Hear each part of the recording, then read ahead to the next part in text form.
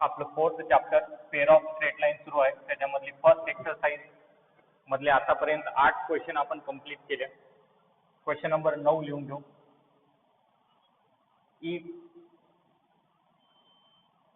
Slope of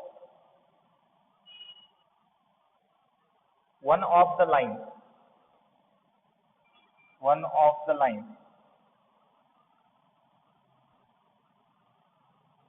given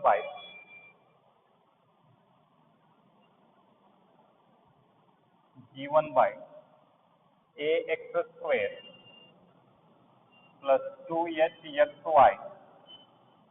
plus by square equal to 0 is 4 times the other,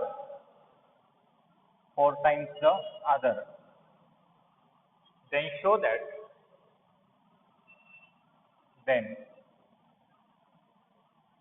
that 16h square equal to 25 AB. 16h square equal to 25 AB.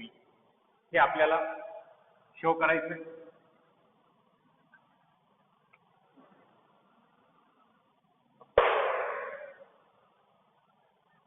If slope of one of the lines given by, या joint equation मध्ये दोन lines राहतात.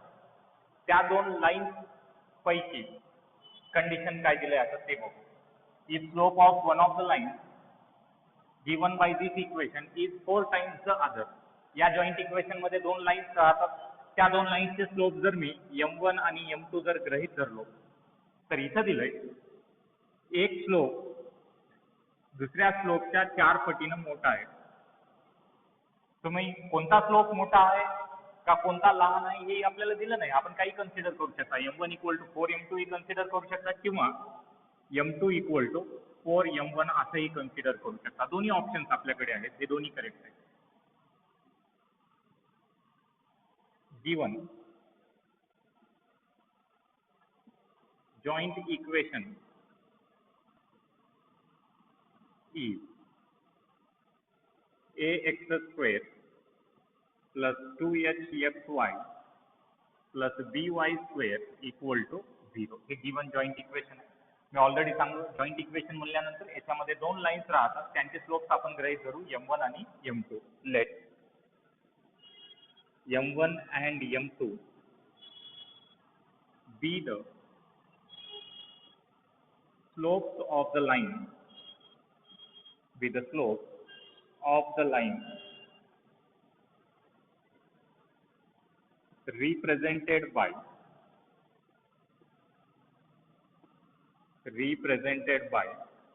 given equation.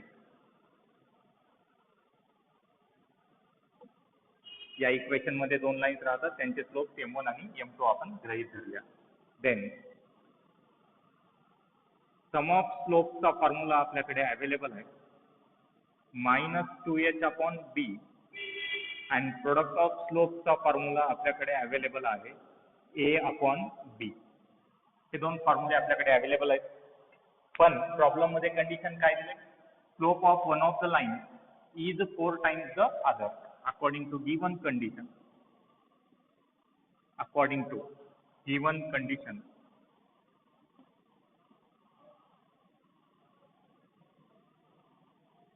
m2 is equal to 4m1. एका लाईनचा slope दुसऱ्या line पेक्षा 4 पटीनं मोठा आहे. m1 = 4m2 म्हणू शकता किंवा m2 = 4m1 म्हणू शकता. हे जे कंडिशन आहे ते या दोन इक्वेशन्स मध्ये आपण पुट करू. नाव m1 प्लस m2 च्या जागी मी 4m1 पुट करतो. 4m1 = -2h divided by b. हे होईल 5m1 = -2h/b. m1 = -2h/5b. -2h/5b. अजून एक व्हॅल्यू आहे m1 × m2 = a/b आहे. इथं सुद्धा m2 च्या जागी मी 4m1 पुट करू शकतो, याला इक्वेशन 1 म्हणून. आल्सो अजून एका जागी आपल्याला पुट करता येईल m1 × 4m1 = RHS मध्ये आहे a/b. RHS मध्ये आहे a/b. हे होईल 4m1² = a/b. m1² = a/4b लिहू शकता. m1² च्या जागी काय आले a/4b आले. बट फ्रॉम इक्वेशन 1 m1 ची व्हॅल्यू काय आहे -2h/5b. -2h/5b whole square -2h/5b whole square = a/4b. Value कुठून पुट केल्या आपण हे फ्रॉम इक्वेशन 1. हे होईल -2h² 4h² divide by 25b² =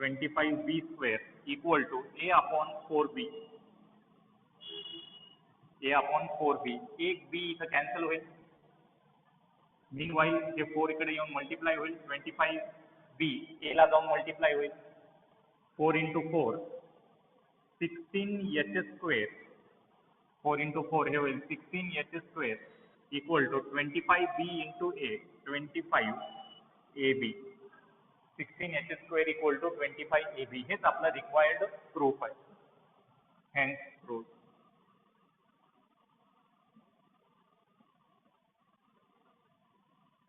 चला लिहून.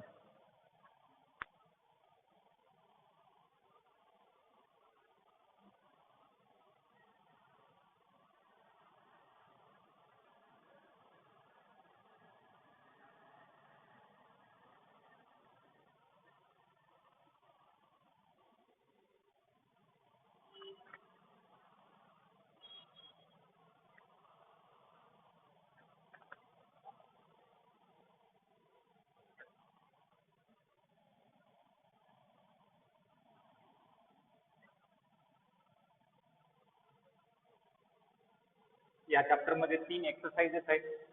पहिल्या एक्सरसाइजचा आता आपण लास्ट क्वेश्चन घ्यायला आणि दुसऱ्या एक्सरसाइजचं सुद्धा मी जे थेरम आहे ॲक्यूट अँगलचं ते पण मी शिकवलेलं आहे ऑलरेडी. फक्त रिवाइज करून डायरेक्टली सेकंड एक्सरसाइज सुरू करतो.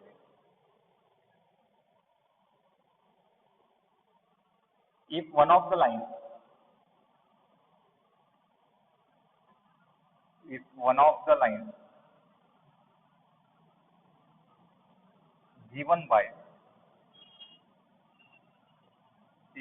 the lines given by ax² plus 2hxy plus by² = 0. If one of the lines given by ax² plus 2hxy plus by² = 0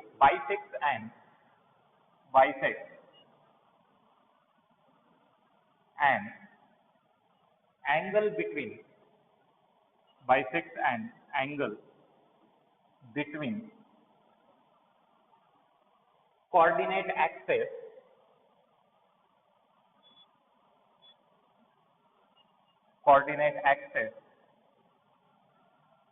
then show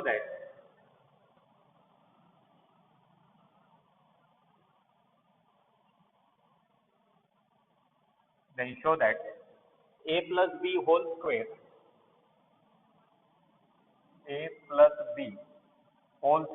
equal to 4h². a plus b whole square equal to 4h².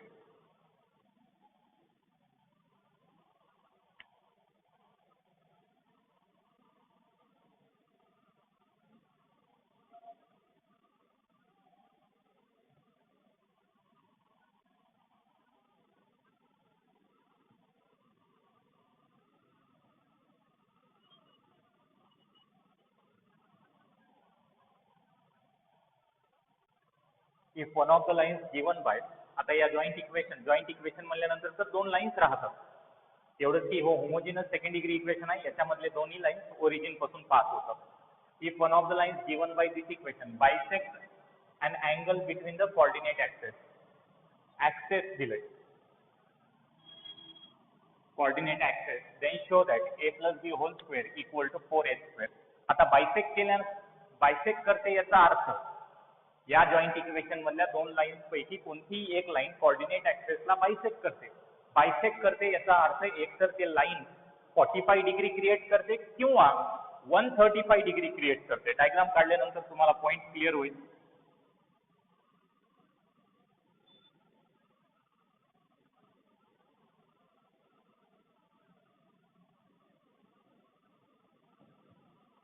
हे x Y axis आहे. Joint equation असा आहे homogeneous second degree equation, याचा अर्थ याच्यामधले दोन्ही lines origin पासून pass होतात.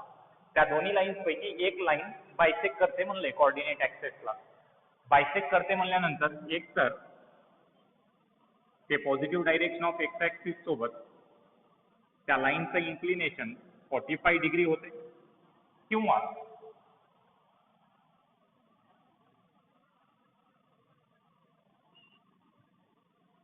135 degree होते. ते आपल्याला मेन्शन केलं नाही. फर्स्ट क्वाड्रंट मध्ये त्याचा बायसेक्शन आहे का सेकंड क्वाड्रंट मध्ये बायसेक्शन आहे ते मेन्शन केलं नाही. याचा अर्थ आपल्याला दोन्ही केसेस सॉल्व्ह करावं लागतात. 45 डिग्री कन्सिडर करूनही सॉल्व्ह करावं लागते, 135 डिग्री कन्सिडर करूनही सॉल्व्ह करावं लागते. आणि तुम्हालाही माहित आहे एकदाच जर अँगल दिलं अँगलच्या बेसिसवर लाईनचा स्लोप आणता येते. फॉर्म्युला काय आहे, m equal to tan theta. Tan 45 डिग्रीचा आन्सर 1 येते, टॅन 135 डिग्रीचा -1 येते.